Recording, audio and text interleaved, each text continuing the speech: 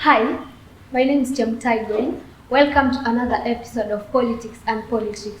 Today, I'm with Jeff Mwendwa, together with Henry, who is a political analyst, and Jeff is he has his own blog, World Press, and he has done multiple articles. 3 of them he has done with Daily Nations, 2 about politics, and 1 about mental health. He's also currently pursuing communication in Leicester University, and Henry, a student of political theories. So today we are going to dig deep into the world of politics inside Ruto's world. With his many battles, we have state jobs, we have the rise of taxation, we have the financial bill, everything that have been making headlines together with his government, with the new regime. We're going to see how this is going to affect the nation, how this is going to affect the government together with citizens in the next coming few years. And so I'll go straight and ask the question, what do you see, how do you see this, the Finance Bill 2023, together with all that is coming through for it, together with the public eye, together with what opinions are the people giving, from the parliament to the activists to the political analysts? What do you see about it? I'll start with Jeff Mwendwa. Okay, thank you so much for having me here. I think right now it's already clear that most people are against the finance bill. This is because of the high taxes that we have. Because, for example, right now people are battling with the high inflation, the high price of commodities, and at the same time the government is proposing that we tax them 3% for housing. So the problem is people are going to access these houses in the next 7 years. The government wants to tax people, and yet right now people are struggling to have food. The cost of education is high. So the reason why many people are against this issue to do tax is because they feel that they need to handle the problems they have right now. You can't tell guys you're going to own a house in 7 years when they can't afford their education right now, when they can't afford to buy food. So most people outside there are really against this bill. Yeah. Okay, and Henry, Jeff has touched on house. Yes. Do you think house is really important right now? What Ruto is trying to do? Yes, what he's trying to do is, this was in his manifesto for affordable housing. But you see, for us Kenyans right now, what we want is food. You cannot be taxing Kenyans. You want to build affordable houses and you cannot put food on the table. Yeah. And you see, I was listening to him when he had a joint press committee this month, saying that this affordable housing is going to help people to get employment, whereby Mama Mbogo will be selling Githeri, those in Jengo platforms. But you see, right now, as for me as I'm concerned, it is not logic, since you find that you cannot be overtaxing Kenyans to build one sector of the economy, which is houses, whereby, example, after, let me say 20 years, these affordable houses will end. Where will these people go? You see? Okay. So let's try to build a solution whereby it's a long-term solution to help these people to get at least employment, rather than bringing this affordable housing. And another question that we are asking ourselves in affordable housing, how are we sure that we are going to get these houses?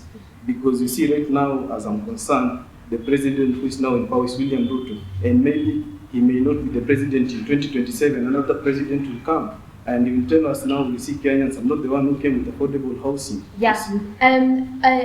A couple of days ago, Honorable Miguna asked Kenyans a couple of questions. He tweeted through his Twitter page. And now he was saying, he thinks President Ruto should really sit down and consider the outcry of Kenyans as per this moment. The houses is not that much as important as the needs of the Kenyans, as the most important basic needs to water and food, which you require every day on a daily basis. Now Miguna was saying that Ruto should sit down. Do you think by somehow Ruto is being influenced by another power, so that he keep proposing this financial bill 2023? Jeff, do you think that there's another power which is being propelling him to do this? As you know that IMF is concerned together with the with all these sanctions they have been threatening African countries? Well, I don't think there's a foreign power. You have heard Ruto say that he wants housing to be his major project and his legacy project. So the way you have heard him describe it and talk about it with passion, and the way he wants to, that's the place that he has looked at, and he has found out that he can be able to provide more job opportunities for people, for the young people. This, according to him, is the game changer for our economy. So in his mind, I don't think he is being influenced by foreign power. Okay. It's a decision that he has made. Beside house, there is a things which are zero rated, from sanitary pads, things to diapers, to things which are zero rated. Apparently, it is being proposed in the new financial bill 2023. That's why I'm asking. Now let's leave house behind us.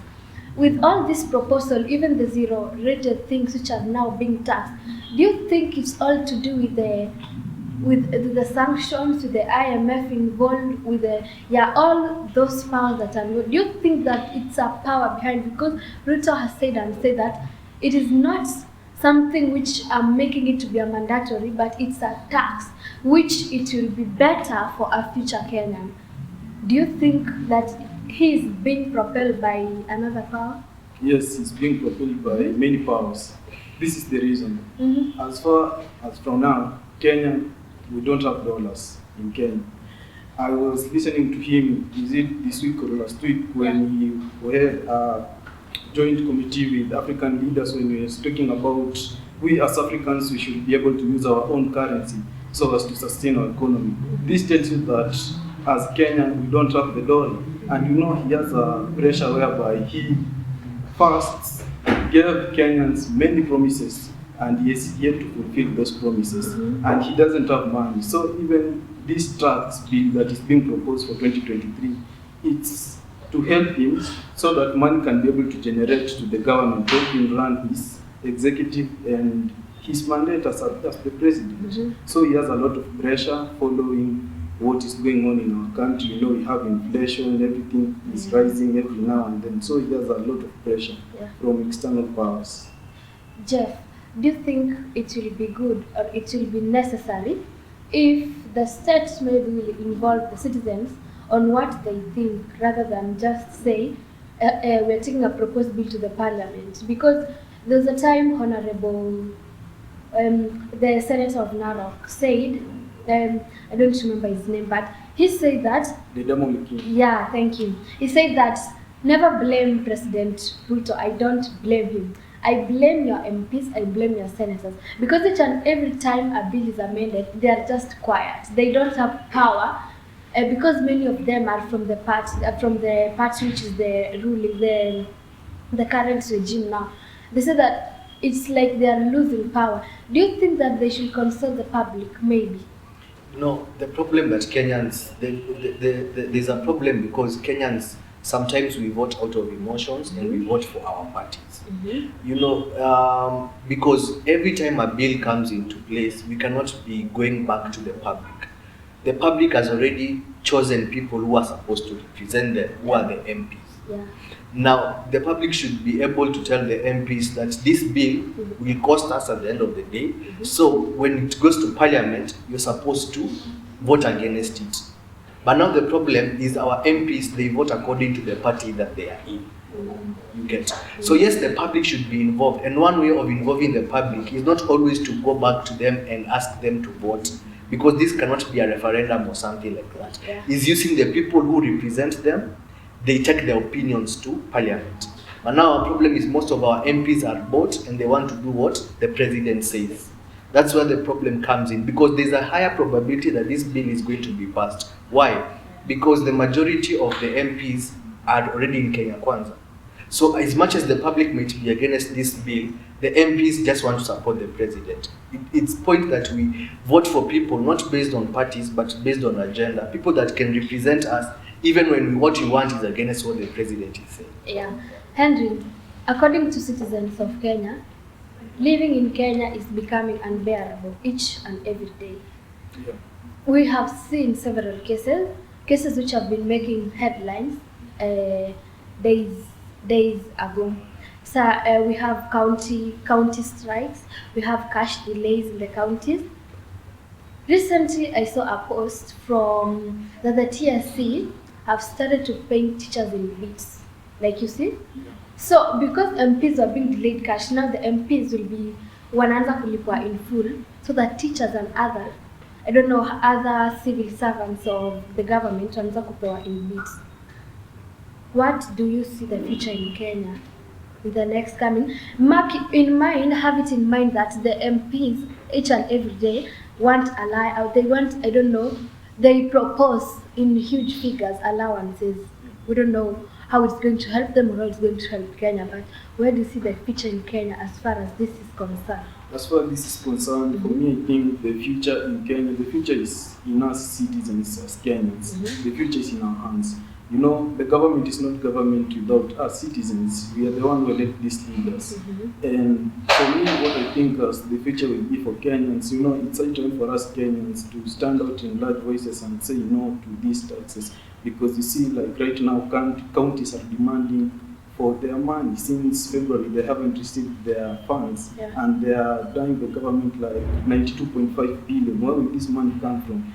The other day, the president was on KRA when he was filing his returns, saying that KRA, they need to stop corruption in KRA. You see, we need to have truth between the citizens and the KRA. We need to know the amount they collect every month following this proposal of taxes that we are doing. So you propose that there should be a transparency there should be a transparency KRA. But I believe for KRA not to bring that transparency in the citizen, there must be guidelines.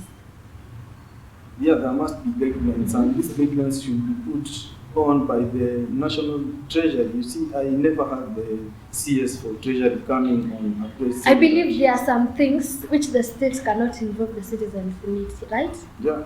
So do you see it will be a big matter for them to bring that transparency outside, as far as you know, KRA is being concerned with people's returns, huge figures, they are dealing with huge figures on a daily basis, Jeff. Do you think it will be an issue to bring it transparency, all the things to the public? Well, I think in Kenya, transparency is not something that can be assured at every time. It will be very hard to make things transparent, because things will only be transparent when it favors those in government. The moment when we have a senator or a business guy who is involved with the president, and maybe he is being accused of not paying taxes, what is going to be the end? Maybe that case is going to end, or it's going to be hidden. So I think we have a long way to go when it comes to transparency. You saw the other day, the governor, the deputy of Orengo, he came out to the public and he said he has been noticing that there has been money being lost every month, and he investigated and the money is not accounted for. Now we would expect something like that, because transparency has already come out. We would expect that EACC would already be on his case, something would have been called out. I mean, there would be so much investigations, but what are we seeing? The deputy governor recently got impeached and he got expelled out of the ODM party because he's calling out his governor for not being transparent. So transparency is not always rewarded in Kenya. That's a big problem. Okay, we're going to the case involving corruption cases in Kenya, and how our presidents have been handling such cases in the last, since he started his work in the office. Ruto, so far, has expelled some people holding big positions in the country. Reason? Corruption. We see citizens saying that even the president is corrupt. I don't know, but that's how the citizens are saying, because of even how things have been happening lately in the country. Can you compare the last regime with this regime on how they are handling corruption cases? Well, I would say this regime is doing a bit better compared to the last regime, because we saw the KEMSA officials being expelled, and we have seen several people being taken out of office because of corruption. But they are doing better, but they are not doing enough. Because just expelling people because they are accused of corruption is never enough. What is enough is making sure that they are prosecuted and if found guilty, jailed. So why is it that when other people do other crimes, they get arrested, get prosecuted, and they go to jail, but when it comes to corruption, you're only told, don't come to work tomorrow? Because the moment you mismanage public funds, you are supposed to be investigated because you are making people not to access basic needs, and you are holding the entire country hostage because you want everything for yourself. So you need to be prosecuted, and if found guilty, you need to be jailed. So as much as we may say they are doing better, they are not doing enough. They're not doing enough. Henry, what do you think? For me, first today I was reading the rates. As Kenya, we have been rated 142 out of 180 countries in corruption zone. Kenya is a corruption zone, and following what has been happening in Kenya this month, we've had a case on corruption following KEMSA. We lost over, I think, is it 4 billion or some amount. We were to be given that fund, we lost it. We had a scandal whereby sugar disappeared, we don't know where the sugar went, and it's 20 bags of sugar. So we're asking ourselves as Kenyans, where did this sugar go? And following the prices of sugar rising in our shops every now and then. And you may be surprised, even those people who were caught, they were released on bail, and they are out free now. This tells you that the government is not doing enough to capture those corruption zones. And you see, even going forward, we do not know what the government is doing, but it's good that I saw what President did. He told the CAS, following the corruption that is going on in our country, if you are found on corruption cases, you are on your own. And yesterday also I was listening when the committee was summoning Mwendwa Haji, since he's the new NIS intelligence, since he's the new NIS, since he dropped cases of most politicians who had corruption cases like deputy president. And you see, we as Kenyans, we need to know why did he do that. You see, we are kind of suspicious. We do not know the truth. And do you think Mwendwa Haji is eligible for the position of NIS after working as the DPP? The government of Kenya? For me, I think he's the one who suits for that job because he has a lot of experience following how he has worked, and there is no other guy who has more experience than him. So I think he's best for the job. What do you think, Jeff? Following whatever happened, the Shakahola, we saw how weak, sorry to say, but I'm quoting what the citizens were saying, that how weak the National Intelligence Service of this country can be, right? So following all that has been happening, the Shakahola, whatever, all those things that have been revealed, weird things, do you think Mwendwa Haji is up for the task? Well, he might be up for the task, but his being appointed is not majorly on the basis of the fact that he's up to task, but the fact that he has been a president's man is it's just been rewarded. Because you see, most of the loyalists, the guys who were supporting the president, and they had cases. Most of those cases have been dropped. So I'm thinking of a scenario where if this guy was not biased, and if he would have overseen the prosecution of even some of the major guys who were supporting the president, what would have been the case? Would they have still gotten this job? So as much as he's good for the job, according to the kind of CV that he has, he qualifies. But if you look at the bigger picture, the fact that he was a president's guy, and you see most of the things that he did were in support of Ruto, that has earned him a big opportunity. It has earned him a big mileage in terms of being appointed. Yeah. Okay. As the people say, as you have said, the future of Kenyans lies in our hands, right? But don't you think somehow it lies on those who lead, the citizens of Kenya? Like, a Kenyan cannot do something unless the constitution says that it should be done in this way, right? What do you see? Like, in the future we are going, it's like things, there was a day even during the Shakahola evidence, media plays a major role in making sure that the citizens get the right news at the right time, right? That they know the things, the good and the bad things that are happening in the country or even the government. That the Shakahola incident, some of the media personnel were being shunned away from not filming what was going on there as the bodies are being exhumed. And some of the public or citizens who were right there at the moment, walienda wakatuma videos into the TikTok. People saw how the environment, how the surrounding there was like at that moment. During that time, there was some kind of chaos in Kenya, and the deputy governor was like, I'm going to show the media and deal with this thing once and for all. In the near future, Kenya, we are approaching a system whereby our country, people somehow, not all, but citizens will be things will be hidden from even the public from, because you see it is like had been a habit. The government does this, the citizens shut up. Like hatuko so inakaa ni kama hatushughuliki na the policies being amended in our country. Where do you see the future of Kenya lying in all of this that has been happening, as far as information being relayed to the citizens is concerned? Well, in this regime, I think we are not badly off in terms of communication. Because recently we saw an interview where the president gave space and opportunity to the media houses to interview him out of script, where they approached him on major issues facing the country, and he explained himself. So I think this regime is doing well, but not enough when it comes to transparency. But then, we cannot judge it. We are barely in the first year of the Kenya Kwanza government. Exactly. And what we have seen in this country is our leaders start very well in terms of transparency until they are several years into power. For example, if you see somebody like President Uhuru Kenyatta, when he began his presidency, he was very approachable. What happened when it came to the end? When he was about to finish and hand over power, he became very arrogant, he became very inaccessible.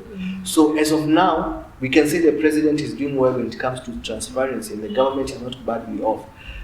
Even though they are failed in some matters like Shakahola and all that. But the fact that he's doing well, I hope this continues on, even if he continues to be in power and maybe gets into a second term. Let us normalize democracy and being transparent. It doesn't have to be that maybe because you will not seek another term, you cannot be approached by anyone. Because you see, democracy is a government for the people, by the people. If it's for the people, you owe the people explanation up to your last day. Henry. First, I want to correct my colleague here when he says that the government is transparent. Why am I saying this? You see, the government is not telling us Kenyans the truth. Why? Following what has been going on in Shakahola, the press and the whole media, they were told, no, you will not be giving these stories out here. As Kenyans for now, we are not sure even if these figures that were being told daily in TV stations, if it is the truth. And also, what you've been saying about the president when he was being open and telling Kenyans about the press briefing that he had. The president, as you know, for now as I'm concerned, and even as the days goes by, we as Kenyans, we don't have faith in our president, even in this government, because the president, when he had a meeting with women in KLCC, and he promised Kenyans on 1st June, gas will be going for 300. But what did he say? It's only the gas cylinder for 300. What does this tell you? That Kenyans, we don't have trust in him. How can we put our trust in president? Because he's lying to us. It is very sad as a president to be giving Kenyans false hope and false promises. It is better to be surprising us Kenyans, like the way he surprised us. He wake up in the morning, told us 3% for house levy. Yeah, we were surprised. Let him be giving us surprises instead of giving us promises, and he will not fulfill those promises. Okay. For the last part of the question, we are up for many surprises, as you have said. And given that now we're seeing how this regime is working, apparently, it's not how everyone wishes or how everyone was hoping for it to go. Where do you see, do you think Ruto and its government, you have said that it's only months since he started his work in the office. Do you think the term is still young, he can still do a lot, or it is the stats of what Kenyans were not hoping for? Well, I cannot give a definite answer as of now, but he is getting some of the things right. The government is getting some of the things right, but not all. Because right now, the pace at which we have begun with is not a very good pace. I mean, we began well when it came to, like, he promised that he's going to appoint judges, and he appointed them. He promised on a few things and he has done them. But the fact that now everything is being overtaxed. We have tax on everything. The life is becoming very unbearable for the common mwananchi. Yeah. So I think as a country we are going to a place whereby life will be very hard when you don't have enough money. Yeah. So the next years are going to become very nice for only the people who have money. But for the common mwananchi who is struggling, things are going to get more worse. Because if you look at the roads are being built, the houses are being built, infrastructure is improving very fast in Kenya. Okay. And the fact that it's with the work of the MPs actually. Yeah. The fact that it's improving, it means that the guys with the money, they'll be able to access these things. But what about the common mwananchi? So the common mwananchi is not one that is supposed to put his confidence in this government. Even though the government got into office on the basis of supporting the hustler and the person. Like for example, they say they should abort the housing fund. That this housing fund, they're going to tax 3%. And that when they tax 3%, they are going to build houses. And now the president claims that these houses are going to belong to the common mwananchi. Anasema sisi tunajengea barabara, huyo mtu ako hapo chini. Kwa nini tunakataa kumjengea nyumba huyo mtu ndio ako hapo chini? But if I'm being taxed 3%, this house is going to be mine. How will it end up in the common mwananchi's hands? You get? So this government is going to work for somebody who has a job and somebody who has money. But someone who is struggling, they are going who is to not getting salary actually, because he's saying he's going to tax from the salary. Yeah. What about now the mama mboga? And if the government was for the mama mboga, Henry, what's your take? My take is that as Kenyans right now, there is no one is a fool in Kenya. We all have brains. Let's use our brains wisely. You know what the government are trying to do? They think Kenyans we are fools. They are telling us 3% for houses. Who told you I want a house? I don't want a house. Maybe I have put my investments in Safaricom. Maybe I'm planning to own a home in Safaricom. Then coming to tax me, you see even right now, education is becoming unbearable to some of us. We have students graduating every now and then. They don't have jobs. Exactly. We have engineers, we have doctors. So the government should focus first on fulfilling the promises they gave to Kenyans, and they should make things voluntary. Like when the SDR was being built and even the expressway, no one was told to remove a 3% tax. But right now we are all enjoying, and it's a voluntary. If you want, you can use it. Same to house. Let them make this house levy to be voluntary. If you want, contribute. If you don't want, send, don't contribute. Okay. Thank you so much. Finally, we have come to the end of our show. That is very insightful from Jeff and Henry.